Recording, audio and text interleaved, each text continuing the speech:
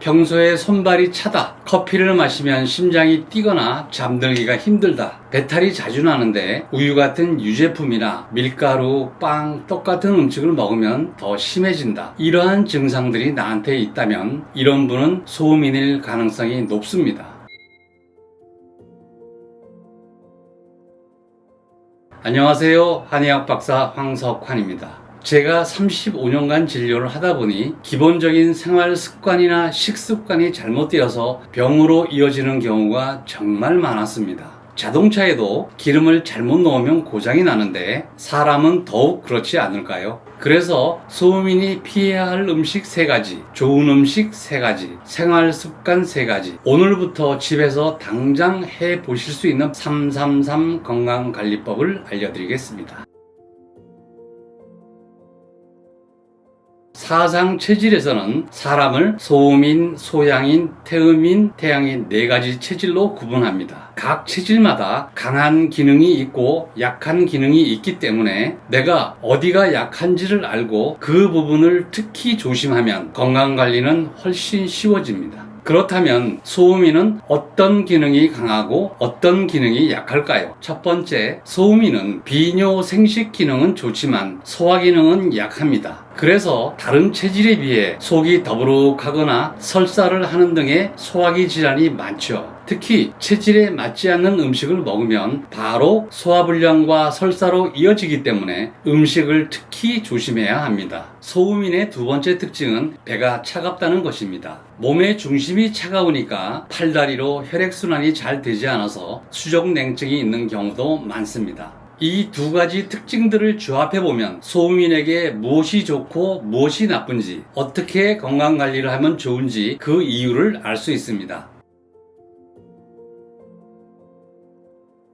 건강관리를 할 때 항상 기억하셔야 하는 것은 우리 몸은 균형을 맞추는 것이 중요하다는 점입니다. 먼저 피해야 할 음식입니다. 배가 차가운 사람에게 찬 음식이 좋을까요? 따뜻한 음식이 좋을까요? 몸이 냉한 사람이 차가운 음식을 먹으면 더욱 균형이 깨지게 됩니다. 그래서 소음인은 차가운 음식을 피하는 것이 좋습니다. 육류에서는 돼지고기를 피하시는 것이 좋습니다. 돼지고기는 맛도 좋고 영양도 많지만 성질이 찬 음식이기 때문에 소음인에게는 독으로 작용하기 쉽습니다. 그리고 술을 좋아하시는 분들이 많을 텐데요. 술 중에서는 맥주를 조심하셔야 합니다. 맥주는 보리로 만드는데 보리는 곡류 중에서 찬 성질을 가지고 있기 때문에 맥주도 차가운 성질을 갖게 됩니다. 그래서 소음인에게 정말 안 좋은 조합이 삼겹살과 맥주의 조합입니다. 소음인이 이 2가지를 같이 먹게 되면 배에 가스가 차거나 설사를 하는 경우가 많습니다. 마지막으로 조심해야 하는 것은 아이스 커피입니다. 소음인은 섬세하고 긴장이 쉽게 쌓이기 때문에 신경계를 각성시키고 예민하게 만드는 커피만은 궁합이 별로 좋지 않습니다. 여기에 얼음까지 넣어 먹으면 더욱 안 좋겠죠. 그러면 소음인은 커피를 먹으면 절대 안 되는 건가? 꼭 그렇지는 않습니다. 아이스보다는 따뜻하거나 미지근하게 마시는 것이 좋고 오전에 한 잔 정도만 마시는 것이 좋습니다. 혹시 한 잔만 마셔도 가슴이 뛴다면 한 잔도 마시지 않는 것이 좋겠습니다.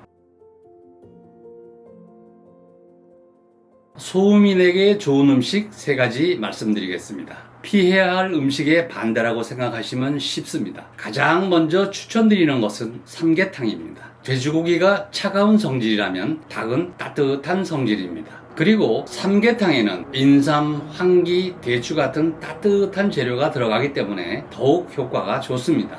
2번째로는 찹쌀과 차조입니다. 차조는 좁쌀이죠. 삼계탕에는 보통 찹쌀을 넣기 때문에 소음인에게 더욱 좋다고 할 수 있겠지요. 3번째로는 차입니다. 소음인은 몸이 차고 쉽게 긴장을 하기 때문에 몸을 따뜻하게 해주고 긴장을 풀어주는 차가 궁합이 매우 좋습니다. 차 중에서도 인삼차, 꿀차, 생강차, 대추차를 추천드립니다. 소화 기능이 약하다, 몸이 차다, 긴장을 잘한다. 이 3가지 특징을 생각해 보면 어떤 생활 습관이 좋은지 금방 떠올릴 수 있습니다. 첫 번째로는 과식과 한꺼번에 몰아먹는 폭식을 피해야 합니다. 소음인은 소화기능이 약하니까 당연하겠지요. 많이 먹고 싶다면 한꺼번에 많이 먹는 것보다 조금씩 자주 먹는 것이 좋습니다.